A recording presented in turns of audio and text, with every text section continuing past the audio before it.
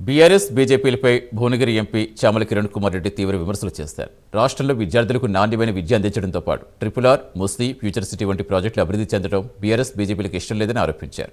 CM Revanth Reddy London, America పర్యటనపై BJP రాష్ట్ర అధ్యక్షుడు రామచంద్రరావు, ఎంపీలు ధర్మపురి అరవింద్, రఘునందన్ రావు ప్రజలు తప్పుదో పట్టించేలా మాట్లాడారంటూ విమర్శించారు. ఇంజనీరింగ్ విద్య, నైపుణ్యం, ఉద్యోగాల మధ్య ఉన్న గ్యాప్ తగ్గించేందుకు సీఎం ప్రయత్నిస్తారని చెప్పారు. విదేశీ పర్యటనపై విమర్శలు చేస్తున్న బీజేపీ నేతలకు కేంద్ర మంత్రులు కిషన్ రెడ్డి, బండి సంజయ్ వాస్తవాలు చెప్పాలని చామల కోరారు. ఎక్స్టర్నల్ అఫేర్స్ స్టేట్మెంట్ ఇచ్చిన దాకా కూడా తెలియదు రేవంత్ రెడ్డి గారు ఎందుకు వెనుకకు వస్తున్నారు. అప్పుడు బద్నాం ఏం చేద్దాం అనుకుర్రు, ఆయన వెనుకకు వస్తుండు, పార్టీ పరిస్థితి బాలేదు, ఇక్కడ చక్కదిద్దనికి వెనుకకు వస్తుండు, అన్ని చదువుకోండి అనే విధంగా మాట్లాడి తెలంగాణ ప్రజల్ని, కాంగ్రెస్ పార్టీని తప్పుతో పట్టించేటువంటి పరిస్థితి.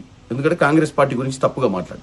కానీ ఎప్పుడైతే మినిస్టర్ ఆఫ్ ఎక్స్టర్నల్ అఫేర్స్ మాట్లాడిరో, రేవంత్ రెడ్డి గారు విదేశీ పర్యటన ఒక ముఖ్యమంత్రి స్థాయిగా పోవాలి తప్ప ఆయన ఇష్టానుసారంగా ఆయనకి ఇష్టమైన వాళ్ళని కలవనికనో, ఇష్టమైన వాళ్ళతో తిరగనికనో పోనిక లేదని చెప్పి మళ్ళా కౌంటర్ ఇచ్చారు.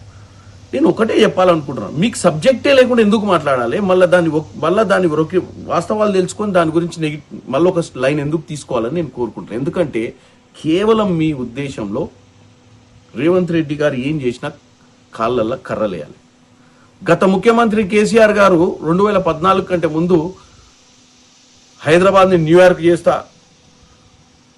ఇస్తాన్బుల్ చేస్తా, కరీంనగర్ని, ప్యారిస్ చేస్తా, వరంగల్ అని చెప్పి గాలి ముచ్చట్లు చెప్పింది. కానీ ఒక్కరోజు కూడా విదేశీ పర్యటనలకు పోయి వాస్తవంగా భారతదేశాన్ని కానీ మన తెలంగాణను డెవలప్ చేద్దామన్న ఆలోచన లేకుండే. ఇప్పుడున్న ముఖ్యమంత్రికి రాష్ట్రంలో 2.5 సంవత్సరాలు 3 సంవత్సరాల అధికారంలోకి వచ్చిన తర్వాత వాస్తవాలన్నీ తెలుసుకుంటూ మంచి నాణ్యతమైన విద్యను అందియాలని కోరుకుంటున్నటువంటి ముఖ్యమంత్రిని అడ్డుకునే ప్రయత్నం, ఈ రాష్ట్రంలో ఎట్టి పరిస్థితుల్లో కాంగ్రెస్ అధికారంలోకి రావద్దు,